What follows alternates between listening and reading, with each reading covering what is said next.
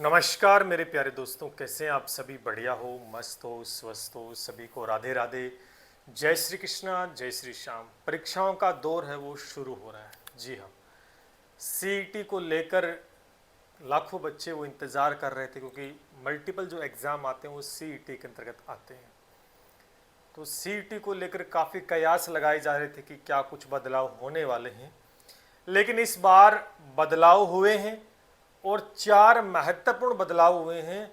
और ये बदलाव कहीं ना कहीं आपके लिए एक चैलेंज रहने वाले हैं। जी हाँ, जो बच्चा सीईटी की तैयारी करना चाहता है और सीईटी को पास करके आगे दूसरे किसी एग्ज़ाम, वीडियो, पटवारी या एलडीसी में बैठना चाहेगा, तो उनके लिए पड़ाव सरकार ने बना दी है। जी हाँ, आज हम चर्चा करेंगे सीईटी को लेकर। क्या सीईटी के अंदर जो बदलाव हुए हैं, उन बदलाव को लेकर क्या आप परीक्षा पास कर सकते हो? कर सकते हो तो कैसे कर सकते हो और कितना कठिन मुकाबला होने वाला है? जी हाँ, इस पर हम चर्चा करेंगे। पिछले कुछ दिनों से मैं यूट्यूब पे नहीं आ पा रहा, क्योंकि बहुत ज़्यादा बिजी शेड्यूल, ऐप पे क्लासेस वगैरह ज़्यादा थी। लेकिन अब डेली बेसिस पे दोबारा से हम हर चीज़ को एक्सप्लेन करेंगे। कुछ क्लासेस हम यूट्यूब पे स्टार्ट करने वाले हैं, तो आने वाली वीडियोज़ में आपको पता भी लग जाएंगी। चलिए बात करते हैं सीईटी स्नातक और सीईटी 10+2। ठीक है, अगर हम देखें इसके अंदर दोनों के एग्जाम डेट भी आ चुकी है, लेकिन महत्वपूर्ण 4 बड़े बदलाव जिससे परीक्षा पास करना कठिन कितना हो गया। क्या आसान है परीक्षा पास करना या कठिन हो गया? इस पर हम चर्चा करेंगे। सभी साथी चैनल को सब्सक्राइब कर लीजिएगा, लाइक और शेयर ज़रूर करें, और याद से हमारा टेलीग्राम ज्वाइन कर लें, जिससे कि आपको हर एक महत्वपूर्ण जानकारी मिलती रहेगी और परीक्षाओं में आपको पूर्णतः सहयोग मिलेगा। अपडेट देखेंगे, कल का एक ताज़ा तरीन अपडेट है। इसमें क्या लिखा कि सीईटी के अंदर बदलाव हुआ है, और सीईटी में एक तो नेगेटिव मार्किंग है। सीईटी में 2026 में संभावना है, संभावना ही बताई गई है। वैसे एग्ज़ाम डेट भी आ चुकी है। सीनियर सेकेंडरी सीईटी दिसंबर में है, ये नवंबर में है, और 1 साल से बढ़ाकर वैधता 3 साल करती है, और काफ़ी सारे एग्जाम जिसमें 20 लाख बेरोजगारों को फायदा हुआ। इस चीज़ को डिटेल में समझते हैं। आपके सीईटी कितने एग्जाम होते हैं? सीईटी के 2 एग्जाम होते हैं। अगर हम बात करें सीईटी है प्यारे दोस्तों, तो सीईटी है 2026। ठीक है, अब बिल्कुल नए स्तर से सीईटी 2 लेवल आते हैं। एक तो 10+2 है, ठीक है, एक 10+2 है, और एक आपका स्नातक स्तर। क्या है? स्नातक स्तर वाली है। मेनली अगर हम देखें यहाँ पर, अब बिना सीईटी, अब सीईटी के जो भी एग्जाम होते हैं ना, देखो इन दोनों के जो भी एग्जाम होते हैं ये सिर्फ RSSB बोर्ड के द्वारा होते हैं। ठीक है, ये बोर्ड करवाता है। इसके अलावा अदर कोई भी बोर्ड एग्जाम करवाता है तो वो सीईटी में नहीं आएगा। पहली बात तो ये, क्योंकि कई बार हम देखते हैं कि अननेसेसरी बातों का करने का कोई मतलब नहीं होता। यूट्यूब जैसे प्लेटफॉर्म पर पता है सबको कि ये सीईटी के अंदर है, लेकिन थंबनेल पे लगाना कि सीईटी में नहीं है, वो चीज़ें हजार बार। जो RSSB बोर्ड करवाएगा उसके बहुत सारे एग्जाम है वो सीईटी के अंतर्गत है। अन्यथा बाकी जो RPC करवाए हैं, चाहे हाईकोर्ट करवाए, चाहे माध्यमिक शिक्षक, वो कोई भी RSSB बोर्ड के अलावा कोई एग्जाम सीईटी के अंदर नहीं आएगा। इसके अंदर भी पर्टिकुलर कुछ एग्जाम जो सीईटी में नहीं है। ध्यान करना, जो 10वीं पास परीक्षाएं हैं वो इसके अंदर नहीं आती है। पहली बात तो 10वीं लेवल पे जो भी एग्जाम होता है वो सीईटी के अंतर्गत नहीं आएगा, ये बात आपको समझना है। जो 12वीं पास है और जो स्नातक वाले, वो अधिकतर एग्जाम आपके सीईटी में आते हैं, ये बात ध्यान करना। और जिसको कंडक्ट कौन कराएगा? RSSB board. अब यहाँ बात देखने वाली है, 4 महत्वपूर्ण बदलाव हुए। 4 बड़े बदलाव क्या हुए? देखो 4 बड़े बदलाव क्या हुए, बदलाव क्या हुए, इस बात को समझना जरूरी है। देखो मैं आपको एक पहला बदलाव क्या है, देखो आज से पहले जितने भी एग्जाम आपने दिए, और अब जो आने वाले एग्जाम होंगे 26 के बाद, 26 में भी कुछ एग्जाम है, उसके बाद जितने भी, उनमें रात दिन का डिफरेंस रहेगा बिल्कुल। चाहे वो परीक्षा पैटर्न को लेकर हो, परीक्षा में पूछे जाने वाले सवाल को लेकर हो, है ना, कंपटीशन को लेकर हो, तो हर चीज़ को थोड़ा इम्प्रूव किया गया है। थोड़ा ना कहकर हम अगर बहुत ज़्यादा का यूज़ करें तो भी बेहतर होगा। जिसमें अगर हम देखें सीईटी में सबसे पहला बदलाव यहाँ पर क्या हुआ है कि एक तो आपका वैधता को लेकर बदलाव हुआ है कि वैधता पहले 1 साल थी, 1 साल से लेकर अब उसको कितना कर दिया है? 3 साल। तो ये एक महत्वपूर्ण बदलाव है। अब यहाँ पर आपको ये देखना है कि अगर आप सीईटी, देखो मैं आपको ये क्लियर करूंगा वीडियो के अंत में, क्या सीईटी का एग्ज़ाम आपको देना चाहिए, देना चाहिए तो क्यों देना चाहिए, और देते हो तो कैसे पास हो सकता है, इस पर हम चर्चा करेंगे। अगर सीईटी एग्ज़ाम नहीं देना चाहिए तो क्यों नहीं देना चाहिए, क्या फ़ायदा हो सकता है, इस पर हम चर्चा करेंगे। बिल्कुल सही और सही सोच के साथ हम आगे बढ़ेंगे, क्योंकि दिखावे में नहीं जीना है। कोई बोलेगा कि सीईटी में इतनी परीक्षाएं हैं, भैया इतनी परीक्षाओं में सिलेक्शन नहीं होता है, ठीक है। हमें चुनाव बहुत ज़रूरी है। तो सबसे पहले जो पहला बदलाव हुआ था, अगर आप सीईटी की परीक्षा की तैयारी करते हैं तो कम से कम 3 साल का सर्टिफिकेट आपको मिलेगा, और 3 साल के अंतर्गत जो भी वैकेंसी है उसके लिए आप अप्लाई कर सकते हो। पहला एक ये फ़ायदा आपको होगा। जिनका पहले सीईटी पास था वो सब के सब निरस्त हो जाएंगे, अब नए स्तर पे पुराने वाले और नए वाले सब दे पाएंगे। तो एक फ़ायदा की वैलिडिटी है वो एक कुछ समय के लिए बढ़ा दी गई, 2 साल। दूसरी अगर बात करें यहाँ पर, अब आपके सामने पड़ाव आ रहा है। अगर आप बात करेंगे इस पेपर के अंदर तो नेगेटिव मार्किंग, ठीक है, नेगेटिव मार्किंग है वो आप इसमें देखेंगे। ये सबसे बड़ा, देखो सीईटी एग्जाम क्या एक पात्रता है, ये क्या है, एक पात्रता एग्जाम है, एक पात्रता परीक्षा। अब इस पात्रता परीक्षा को बोर्ड ने क्या चाहा है, इसको मेन एग्जाम बना दिया कि पहले पात्रता परीक्षा को अगर पास करते हो वो भी एक अच्छे लेवल की परीक्षा होगी कि आपको नेगेटिव मार्किंग। और आपको पता है कि जब नेगेटिव मार्किंग होता है तो इसके अंदर कितने प्रश्न आते हैं, इसके अंदर 150 प्रश्न आते हैं। 150 क्वेश्चन आप नहीं कर पाओगे पूरे के पूरे। जब नेगेटिव मार्किंग नहीं तो बच्चा सारे क्वेश्चन अटेम्प्ट करने का प्रयास करता है। अब आपको उतने क्वेश्चंस करने होंगे जो ठीक ठीक आपको आते, तो यहाँ पर बचना होगा बहुत सारे क्वेश्चन से। तो नेगेटिव मार्किंग एक ऐसा पड़ाव जिसमें गलतियां होने की संभावना 100% होती है। इसमें आपकी समझ विकसित करनी होगी, क्वेश्चन को किस प्रकार से आपको चुनाव करना है। तो ये एक बहुत अच्छा न कहकर, क्योंकि पात्रता परीक्षा है तो इसमें नहीं होना चाहिए, बट इसमें कर दिया पड़ाव। पड़ाव करने का कारण यही है कि छंटनी करनी है कि जितने बच्चे कम पास हों। देखो मैं आपको यहाँ पर बोर्ड की जो मानसिकता दिखाई दे रही है, बोर्ड ये चाहता है कि बहुत कम बच्चे पास हों। वो मैं हमेशा एक बात बोलता हूँ कि जब ये परीक्षाएं करवाई जाती है ना, उसमें 10 लाख 20 लाख, परीक्षाएं कभी भी पास होने के लिए नहीं बनाई जाती। परीक्षा में पेपर का लेवल इस वजह से उठाया जाता है कि बच्चे ज़्यादा ज़्यादा फेल हो। क्यों? क्योंकि उनको लिमिटेड स्टूडेंट चाहिए। समझ पा रहे हो? तो आपको पास होना है धक्का करके अपनी मेहनत से, लेकिन बोर्ड ये नहीं चाहता, इसलिए उन्होंने एक पड़ाव यहाँ पर नेगेटिव मार्किंग का कर दिया है जो कि आपके लिए चैलेंजिंग रहेगा। लेकिन आप तीसरा पड़ाव अगर बात करो, तीसरा पड़ाव है 40% लाने होंगे, लाने अनिवार्य हैं। मैं आपको फिर कह दूं, देखो भाई ये बड़ी बात भी, नेगेटिव मार्किंग भी है और दूसरा पड़ाव 40% नहीं आ पाते हैं आपके, तो फिर आप एलिजिबल ही नहीं हो पाओगे। ये नहीं, एक सेकंड पड़ाव आपके लिए आ गया। चलो ये तो कोई दिक्कत वाली बात नहीं, ये तो चलेगा वैधता। लेकिन पहला पड़ाव जो है नेगेटिव मार्किंग से संभल कर चलना होगा। 40% का भी विशेष ध्यान करना है कि हमें ज़्यादा क्वेश्चन, देखो यहाँ ज़्यादा प्रश्न नहीं करने क्योंकि नेगेटिव मार्किंग है, लेकिन प्रश्न उतने भी करने जरूरी हैं जितने कि 40% तो बने। लेकिन एक और यहाँ पर पड़ाव आपके सामने, चौथा जो सबसे खतरनाक पड़ाव मैं कहूँगा, बोर्ड ने कि पेपर का लेवल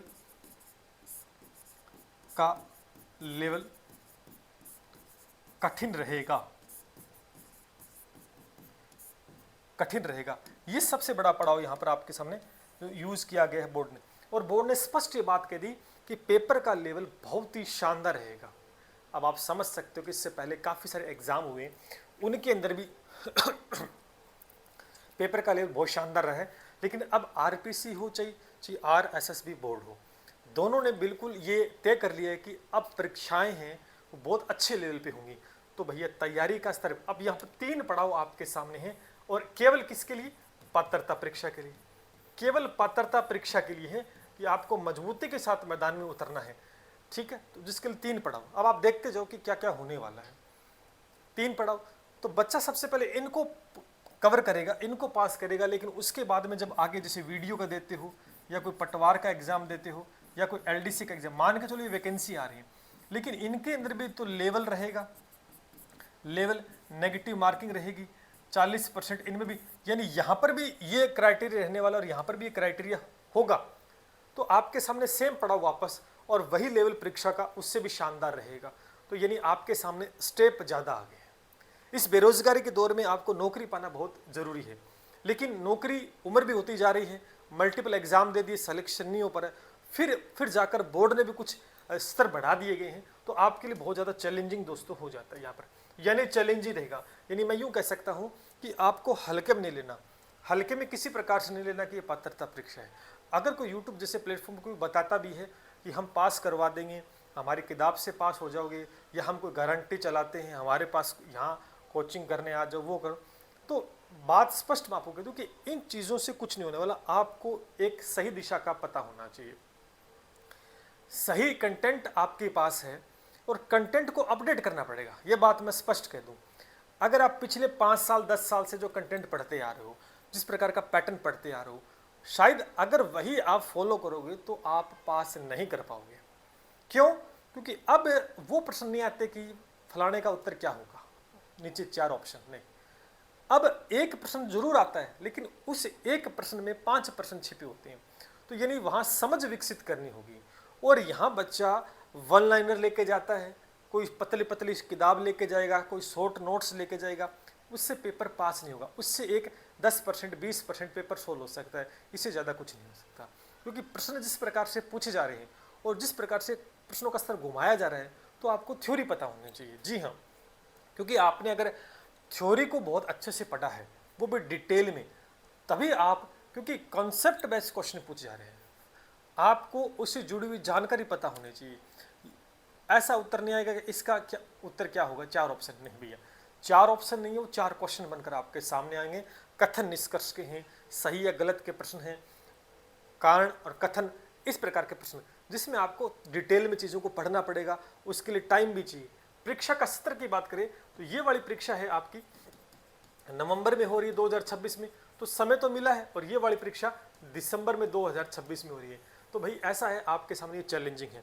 अब आपको तय करना है, किसी के कहने से तैयारी मत करो। मैं आपको एक बात स्पष्ट कर दूं, अगर हम भेड़ चाल चलेंगे कि चलो सीईटी आ गई, अब माहौल बनेगा यूट्यूब पे सीईटी की तैयारी करो, सीईटी की इसमें 5 परीक्षाएं हैं, इसमें 10 परीक्षाएं हैं, कोई करे सीईटी प्लस वीडियो, कोई करे सीईटी प्लस, ये एक उनका काम है। अगर मैं भी इस प्रकार के कोई वीडियो, तो ये हमारा काम है, हमें करना होगा। ऑब्वियस सी बात, हमें अपने बैच चलाने होंगे, हमें अपने बैच को बेचना होगा, ठीक है, ये क्योंकि अपना काम है। दूसरा बच्चा खरीदता है तो उसको पढ़ना, उस परीक्षा को पास करना है, ये उसका काम है, ठीक है। लेकिन मैं ये कहना चाहता हूँ कि आपको इस माहौल में नहीं जीना है कि एक दौर आ गया है, सीईटी आ गई, ये हो गया, यूट्यूब पे डराया जाएगा कि हमसे अगर नहीं जुड़ोगे तो सीईटी पास नहीं होगा। यहाँ पर पता है इंपॉर्टेंट क्या है, मैं आपको एक बात, आप ये समझ नहीं पा रहे हो कि इंपॉर्टेंट यहाँ पर सरकारी नौकरी है, न कि सीईटी पास करना है, न कि एलडीसी पास करना है। आपको एक सरकारी नौकरी चाहिए, चाहे वो छोटी हो चाहे बड़ी हो, लेकिन वो कैसे पास हो सकती है? सर सीईटी में इतने पढ़ा हुआ है। जी हाँ, देखो मेरा मानना ये है कि आप भले ही 12वीं पास है, ग्रेजुएशन है, आपने एमए कर रखी है, बीए करे, जो भी कर रखी है, लेकिन अगर आपका मेन मकसद क्या है कि मुझे सरकारी नौकरी चाहिए, छोटी हो चाहे बड़ी हो, लेकिन फिर आपको ये डिसीजन लेना होगा कि मुझे कम समय में सरकारी नौकरी चाहिए, कम समय में चाहिए। एक और बात बता दूं, देखो सरकारी नौकरी, अब जिस प्रकार सरकारी नौकरी की बात करें तो आपके लिए 3-4 बातें आपको ध्यान करना है। एक तो स्टेप क्या होने चाहिए, कम हो। स्टेप कम का मतलब है कि इसमें न तो प्री हो, न कोई मेन हो, न कोई ज़्यादा पात। आपको सिंपल, अब आपको सिर्फ ऐसी परीक्षा कौन सी उसमें जिक्र करेंगे, ठीक है, ऐसी परीक्षा आपको देखनी है। अच्छा, दूसरा, ठीक है, स्टेप कम हो।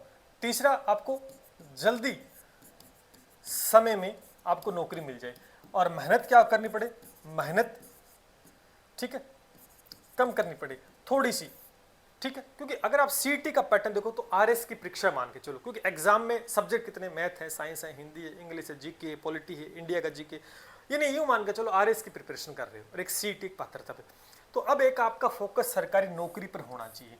उसमें स्टेप कम हो, जल्दी समय के अंदर वो कंप्लीट हो, और मेहनत उसमें थोड़ी सी कम लगे, जिससे कि आप अच्छी तैयारी कर पाओ। ऐसे चुनाव आपको करना है। मेरा मानना है स्टूडेंट 80% फॉर्म ऐसे भरते हैं, सीईटी आ गई लगा दो फॉर्म, यूट्यूब पर वीडियो आ गया, उसमें इतने व्यू, उन्होंने बोल दिया आ जाओ यहाँ पर सीईटी कर लो, एलडीसी आएगी आगे, वीडियो आ रही है आगे, पटवार आ गई है, पुलिस आ रही है, भर दो फॉर्म, सीईटी पास करना नहीं। अब आपको ज़्यादा परीक्षाओं के पीछे नहीं भागना है। जो बच्चा, देखो मैं आपको तो सीईटी की जो बच्चा जिसकी एज नहीं हुई है, जो बिगिनर है, जिसने 1-2 साल दे दिए, वो तैयारी करे। जो ओवर एज होने वाला है वो सीटी पास करके क्या करेगा, समझ? जिसने 10 एग्जाम दे दी वो सीटी करेगा क्या, फिर लफड़ा उसके लिए।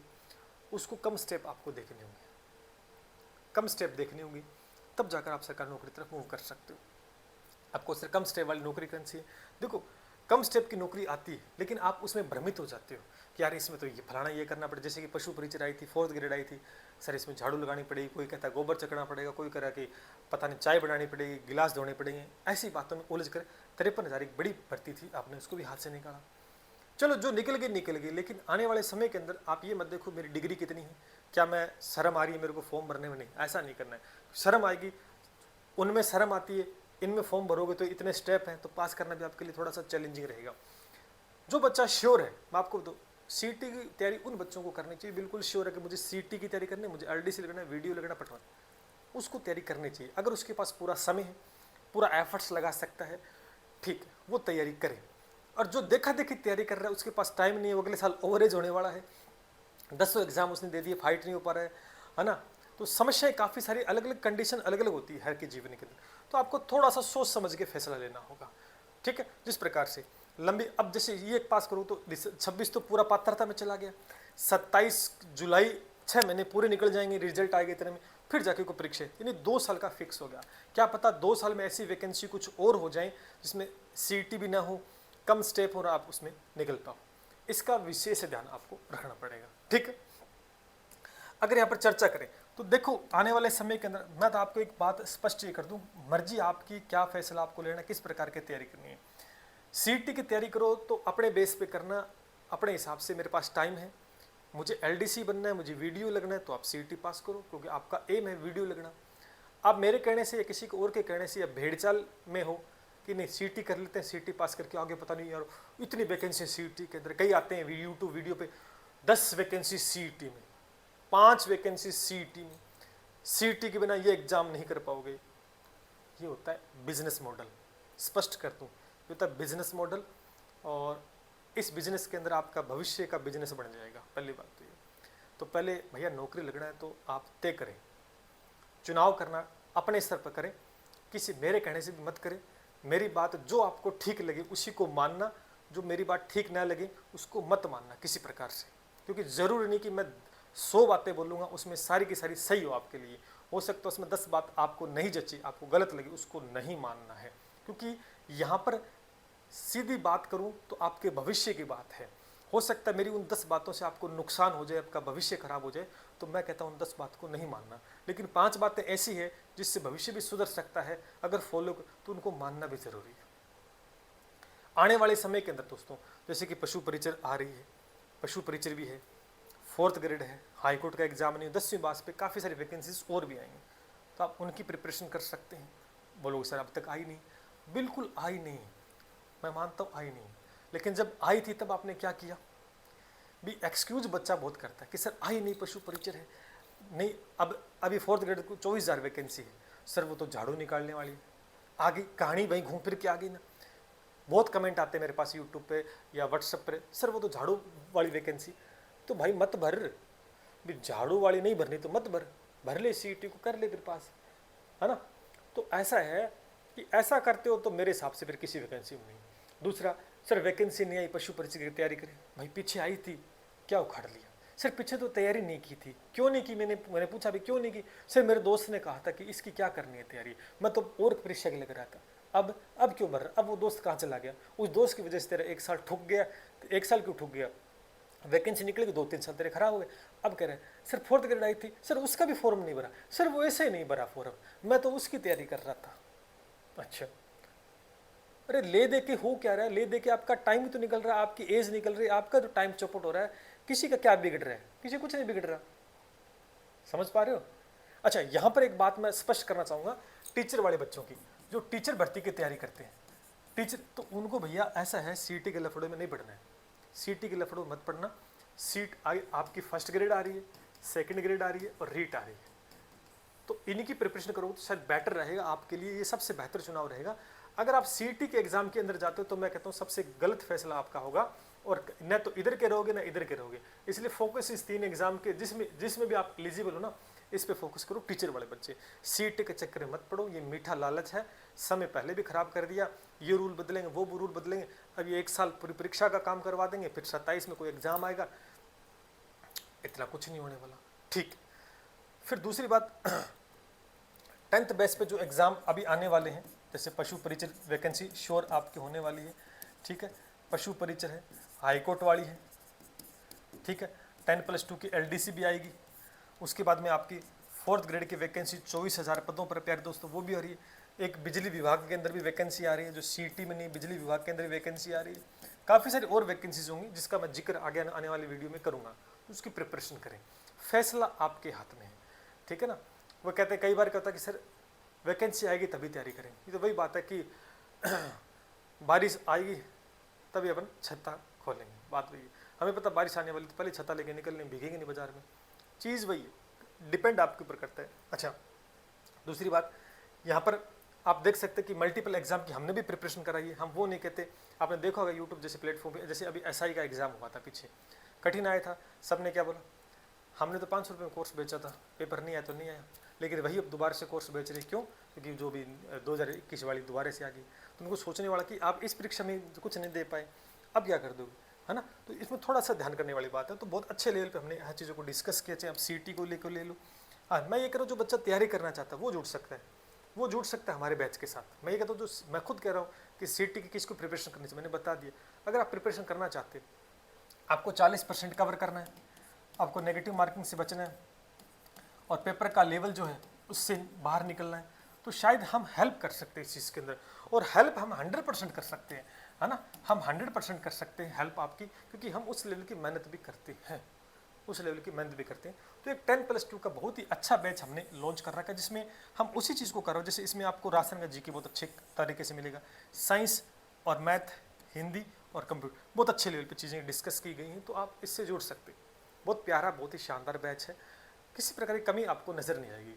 कई बार क्या होता है कि अगर हो सकता है आपको कमी, क्योंकि 100% तो देखो हम भी नहीं है, अगर आपको कमी नजर है, कई बार बच्चा बोलता है सर इस सब्जेक्ट में इतनी कमी रहेगी है, एक क्लास और करवा दो, तो हम वो करवा देते हैं, ठीक है। हमें लगता है कि ये चीज़ भी अपडेट होनी चाहिए, तो उसको भी हम करवा देंगे, क्योंकि एग्ज़ाम कब होना है, एग्ज़ाम इसका दिसंबर में होना है, तो अभी क्या टाइम अच्छा खासा है, तो आप इस बैच से जुड़कर अपनी तैयारी बहुत बेहतर कर सकते हो।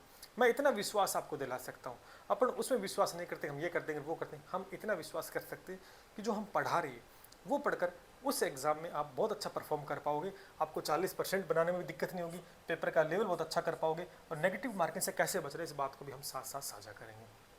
अकॉर्डिंग टू अब जो अपडेट आ रहा है पेपर के अंदर पूछने का जो प्रश्न के तरीके हैं, तो वो भी चीज़ें बहुत अच्छे से आप कर पाओगे, ठीक है। तो आप CT की तैयारी करना चाहो जुड़ सकते हो, नहीं करना चाहते तो ये बैच आपके लिए नहीं, आपको नहीं करनी चाहिए।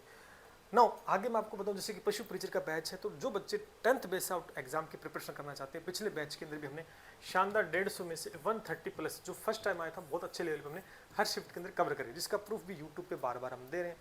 बहुत अच्छे लेवल पे चीज़ें अभी इसके अंदर मैथ और साइंस हो चुकी है, 1-2 टॉपिक बचे हैं, और अभी इसमें पशुपालन वाला हम टॉपिक है वो स्टार्ट करने जा रहे हैं, तो आप इसमें जुड़ सकते हैं। फुल्ली लोडेड बैच रहेगा, कंप्लीट बैच है, कोई भी सब्जेक्ट बाहर से पढ़ने की आपको आवश्यकता नहीं। मैं तो एक ही बात कहूँ, जो बच्चा 10th पास आउट है, 12th पास आउट है, डिसीजन थोड़ा समय से लेना है, ठीक है, किसी के दिखाव में किसी के चक्कर में नहीं पड़ना। आज कोर्स 90% छूट मिल रहा है, अरे करेगो क्या 90% छूट के अंदर, पेपर ही पास नहीं होगा तो 90% छूट में क्या करोगे।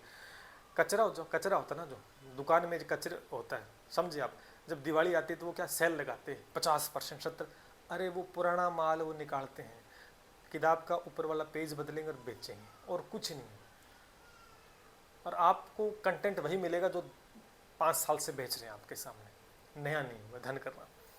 इसके अलावा आप जैसे सफाई कर्मचारी की 24,000 की वैकेंसी है, 24, अब आपको सर सफाई करनी पड़ेगी, भैया करनी पड़ेगी, फ्री का पैसा कोई नहीं देगा, सफाई करके 30-40 हज़ार रुपये मिल रहे हैं, तो फिर मेरे हिसाब से नए से तो बेहतर है, नए से तो बेहतर है। उसके बाद चतुर्थ श्रेणी हाईकोर्ट का एग्ज़ाम डेट नहीं आई है, जल्द आएगी, तो प्रिपरेशन आप कर सकते हैं। और सबसे बड़ी बात को ERO बैच को लेकर, अभी ERO बैच के लिए यूट्यूब पे आपने देखा होगा बहुत सारे हैं, गारंटी ले रहे हैं, ये गारंटी फेल, ऐसा ही जैसे एग्ज़ाम के अंदर कुछ नहीं कर पाए, 0 रिस्पॉन्स रहा, और ये लोगों को चक्करों में गिरे, इतने पैसे ले रहे हैं, एकदम 0 स्तर की तैयारी, टीचर पता ही नहीं कौन करवा रहा है, 10वीं पास है कि 12वीं पास टीचर तैयारी कर रहा है, यू आर जैसे एग्ज़ाम के अंदर प्रिपरेशन कोई नॉर्मल नहीं होगी, RS प्री का सिलेबस है इसके अंदर। लेकिन इसका फ़ायदा क्या, इसका फ़ायदा ये दोस्तों, क्योंकि इसमें है ही राजस्थान जी की और एक नगर पालिका है, कोई पात्रता पास नहीं करनी, वनडे एग्जाम है और बहुत अच्छे लेवल पे हम कंप्लीट बैच आपको दे रहे। तो मैं तो एक ही बात कहूँगी, इसकी प्रिपरेशन करो बहुत शानदार।